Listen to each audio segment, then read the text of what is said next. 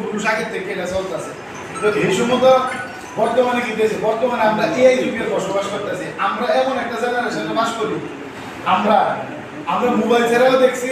আমার যখন জন্ম হয়েছে, আমি যদি অ্যাকচুয়ালি আমাকে আজকে থেকে 3 বছর আগে স্পোর্টিংয়ের যে দায়িত্ব দেওয়া হয়েছে, স্পোর্টিংয়ের কমিটির তরফ থেকে আমি যতটুকু পেরেছি গত 3 বছর আমরা খেলাধুলা চালিয়েছি।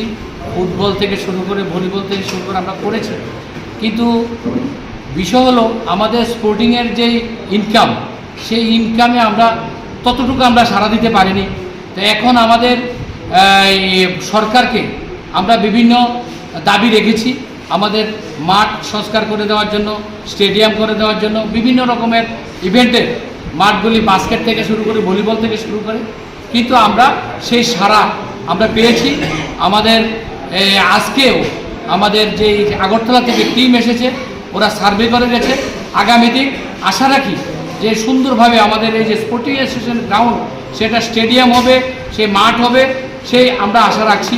এবং আগামী দিন যাতে আমাদের এই কমিটির মাধ্যমে আমরা বিভিন্ন ইভেন্টে যাতে আমরা খেলা চালাতে পারি, সবার সহযোগিতা নিয়ে চেষ্টা আমরা থাকবে।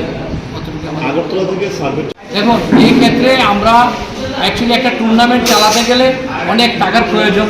তার জন্য আমাদের যে স্পোর্টসের যে ডাইরেক্টর বা স্পোর্টস অফিসার আছে, ওনাদের সঙ্গে কথা বলেছি, ডিস্ট্রিক্ট লেভেলেও আমরা কথা বলেছি। আগামী 8 তারিখ আমাদের সেই খেলা, আগামী দিন আন্ডার-13 এবং আন্ডার-17 খেলা সোনামুড়াতে চালু হবে। আশা করি ধারাবাহিকভাবে সেই খেলা কন্টিনিউ চলবে।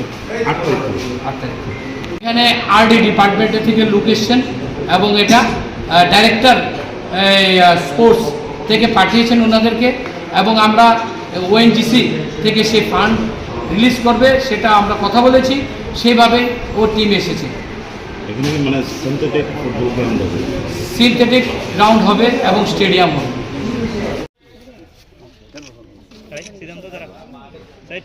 ভাই